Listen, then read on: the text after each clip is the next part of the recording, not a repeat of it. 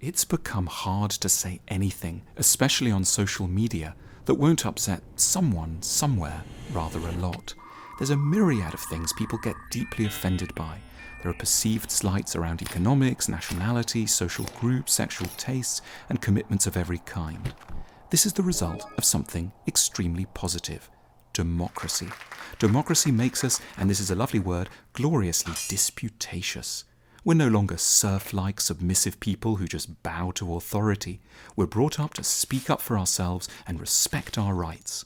The problem is that this can, on a bad day, tilt over into a settled, unquestioning kind of self-righteousness. It's an attitude that quickly assumes we know what someone else means when they say something about our areas of concern, and that they're deliberately trying to cause us offence, and therefore that we must respond at once with anger and with pride. Taking offence can be a gloriously solipsistic emotion, where we're always readier to pull up the drawbridge and fire, rather than work towards achieving an understanding of another person. One takes comfort in why one is right, rather than attempting that much more daring and interesting exercise, trying to imagine why the other person may feel the way they do. We've forgotten the art of civility, the art of trying to work through to an agreement, the art of not necessarily saying when you don't agree. These may be slightly old-fashioned traits, but they're virtues too, especially in a small world where we can't all shout at the same time, and we sometimes may have to just learn to live with disagreement rather than always hoping to resolve it.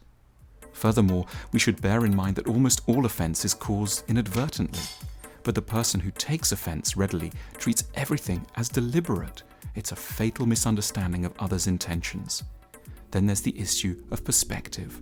We live in a world of larger and smaller offences. There are some properly big offensive things in the world.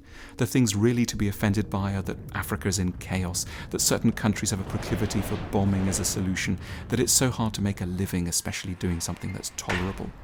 Sometimes focus on micro-offences gets in the way of seeing the big offences. We're emerging from thousands of years of history when only a tiny group in society was allowed to get offended. The rest of us just had to do the ploughing very quietly. So perhaps we're still just letting off steam. But on a bad day, it can look like everyone is wailing and insulting, cursing and cussing. No one is looking to empathise or find agreement. Being offended is a choice. It's a way of allowing what someone says to get deep into you, and it's a way of imagining people's motives as very negative. Perhaps sometimes we should just look the other way and not let it get to us. Sometimes not getting offended should be the truly great and prestigious choice.